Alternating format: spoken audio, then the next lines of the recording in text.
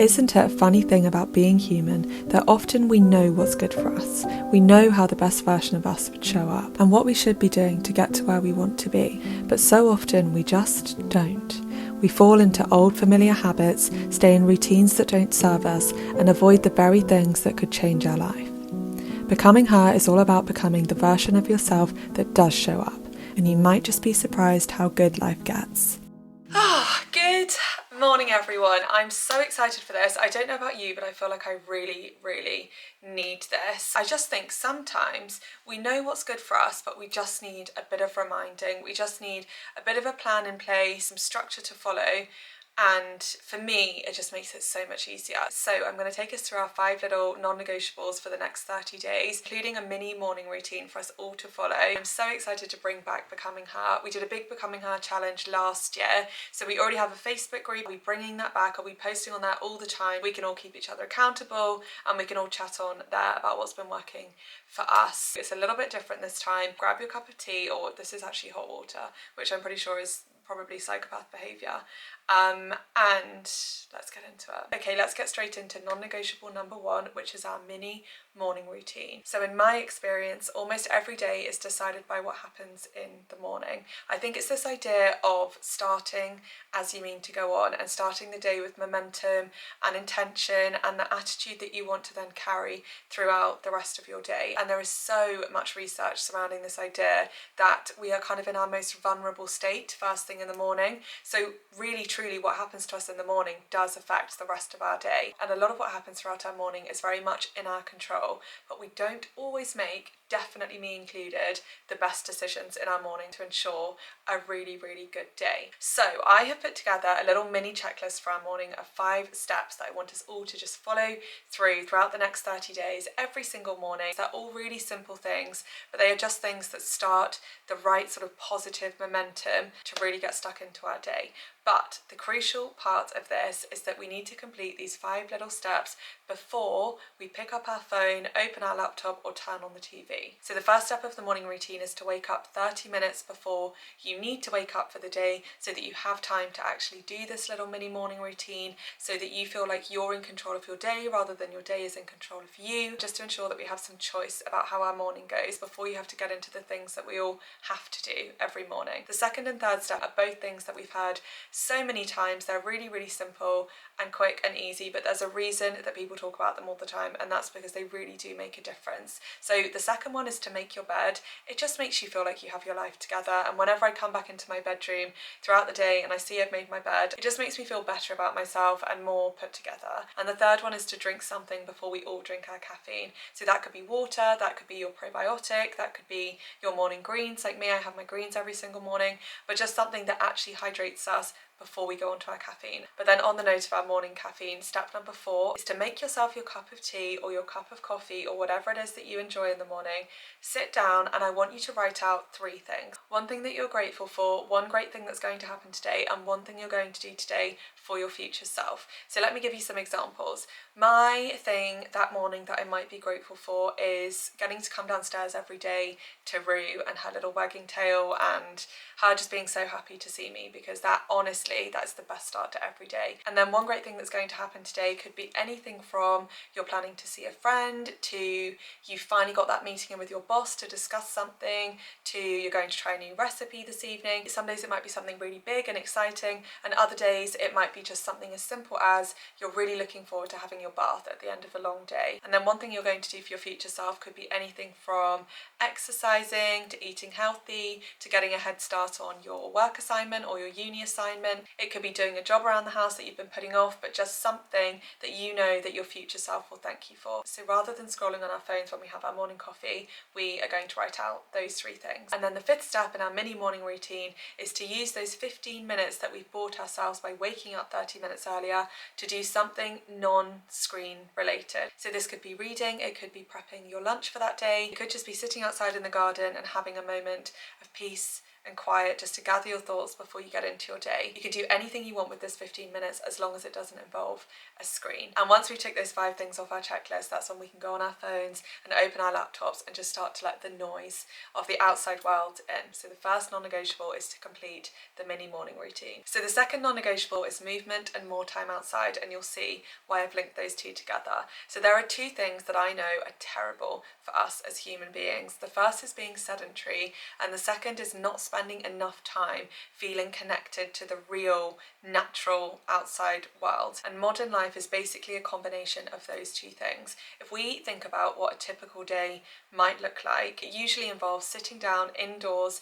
in an office looking at a screen all day, only to then get into a car or onto a bus, probably looking at our phones all the way home, to then get home, turn on the TV and sit on the sofa. It's quite literally a killer combination, and not in a good way. It's bad for our physical health, it's bad for our mental health, it's bad for things like creativity and productivity and clarity and all the things that basically make us feel good. So for the next 30 days we're going to be doing 2 things. The first thing is that every single day we are going to do a minimum of 5,000 steps outdoors. Less than 5,000 steps is considered a sedentary lifestyle, and doing 5,000 steps I think takes between half an hour and 45 minutes, obviously depending on how quickly you walk, but that just ensures that no matter what, we are spending 30 minutes outside getting our steps in. And then 3 days of every week I want us to go that step further with movement, and I want us to either do a 30-minute workout that can be at home, it could be a class, it can be at the gym, or if getting your steps in works better for you, then we'll be doing 10,000 steps on those days. I wanted to sort of put both options in there, and I know I'll use both sort of interchangeably,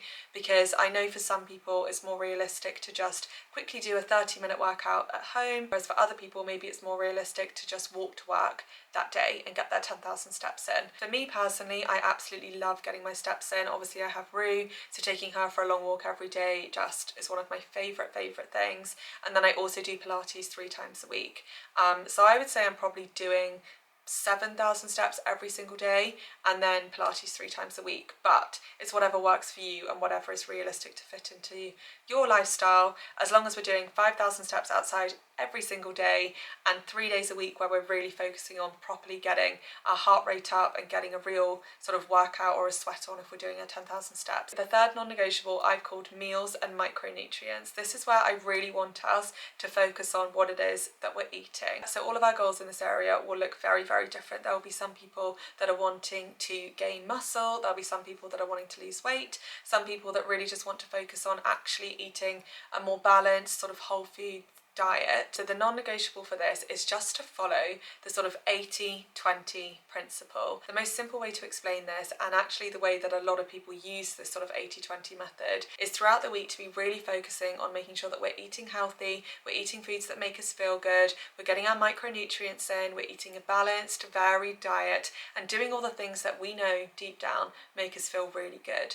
And then at the weekends, that's when you eat what makes you happy. That's a really sort of simple way of applying the 80-20 rule. But it might look different for you, you might want to apply it in a slightly different way, but the overall principle is just being mindful 80% of the time over the next 30 days. And a little added challenge that I'm going to be doing on top of that, that I'd love for you to do with me, is I'm also going to be really focusing and making sure I'm eating my 30 plants per week. This is sort of the guideline of what we should be eating for optimum gut health.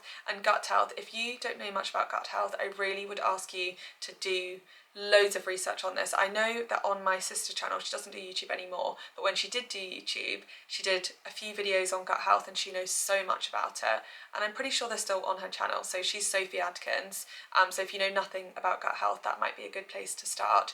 But your gut health affects so much more than sort of the function of your gut and bloating and things like that. It's also so closely linked with your mood and motivation and just mental health on the whole. Gut health is really the foundation for everything else that goes on in your body. It is so important, and eating 30 plants a week is what we should be aiming for optimum gut health. Also, when I say plants, I don't just mean vegetables. It includes fruits, it includes things like chickpeas, beans, things like quinoa.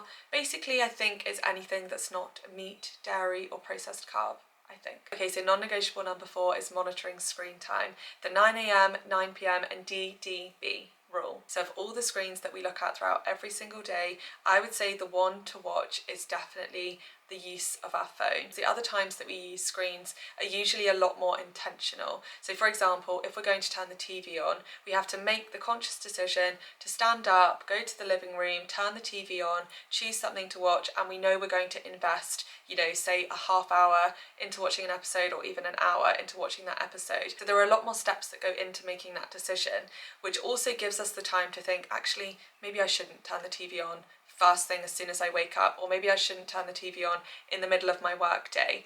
And the same goes for things like getting your laptop out and choosing something on YouTube. It's a lot more intentional. This is where our phones are so dangerous, because our phones are always on us, and we are always 2 clicks away from opening an app and finding an endless stream of sort of entertainment and content and just stimulus, and that is not always a good thing. My phone is such a time vacuum. I can waste hours of every single day on my phone if I'm not being intentional with how I'm using it. I love social media. I want to have time in my day just to scroll social media, but I think it's about being more intentional with when you're doing that. So this is where the 9 a.m, 9 p.m, and DDB rule comes in. So what works super well for me, and what I want us all to do over the next 30 days, is no phone before 9 a.m, no phone after 9 p.m, no phone at the desk, the dining table, or in bed, the DDB rule. That works so well for me. I think they are the key points throughout my day where using my phone has a negative impact. We've already talked about the importance of not going on your phone as soon as you wake up in the morning, but also I think the other key points we've talked about there are just as important. Using our phone at our desk when we should be, working or doing something productive, or something that's going to have a really positive impact on our day and on our life, is probably not a good thing. Using our phone at the dining table when we should be focusing on spending time with maybe our family, or just focusing on the food that's in front of us and being present in that moment, is probably not a good thing. Using our phone in bed, again, is probably not the best choice that we could make. There are so many things we could do, like reading, journaling, listening to a podcast, just so many things that don't involve endlessly scrolling through our phones. So yeah, I feel like that one is almost my favourite and the most game-changing one. So you just gain so much time back in your day, and you just feel not as sort of mentally drained by the end of the day, when we're being so much more intentional with our screen time. So that's number 4. Okay, so non-negotiable number 5, I've just called mess, because all the rest started with an M, so I thought I'd just continue it on. But this one is as simple as it sounds, really. It's all about just keeping our environment a clean, fresh, positive space that makes us want to be the best version of ourselves. You know that saying that says something like, dress for the career that you want? I think it's a similar principle. I think it's about visualizing how the very best version of yourself would show up, and how she would live or he would live. And I don't think there's many of us that would visualize the highest version of ourselves, the best version of ourselves, living in an untidy, poorly organised, cluttered home.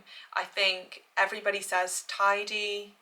Everybody says what? What does everybody say? Tidy? Is it tidy home, tidy mind? Something like that. And I think there's so much truth in it. When I wake up and my kitchen is clean and my bedroom is tidy, it just makes me want to actually make my bed and make a healthy breakfast, and just really show up as the best version of me. So number 5 is really, really simple. It's just, for the next 30 days, we're really making an effort to put things back where they go, to stay on top of things. Maybe you even want to do a spring clean.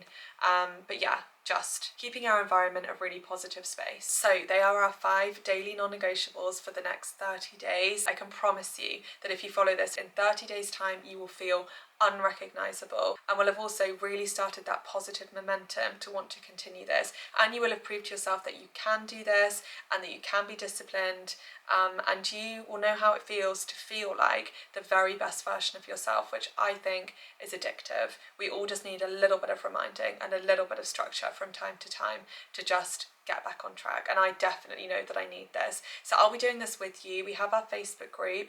I will actually pop a post up in our Facebook group that sort of lists out the 5 daily non-negotiables and the mini morning routine, just so that you've got it all there in one space. I'll pop the link to the Facebook group in the description. There are so many amazing girls on there. There are girls on there that still chat every day. We did this a year ago, but there are still people joining every day from the last time we did the Becoming Her challenge. And over the next 4 weeks, obviously all of my videos will include elements of this in. I'm also going to do a morning routine, I think, to show you how I sort of build all these elements into my morning. I'm really excited about it. I'm really looking forward to just feeling the way that I felt last time, and I know so many of you felt last time.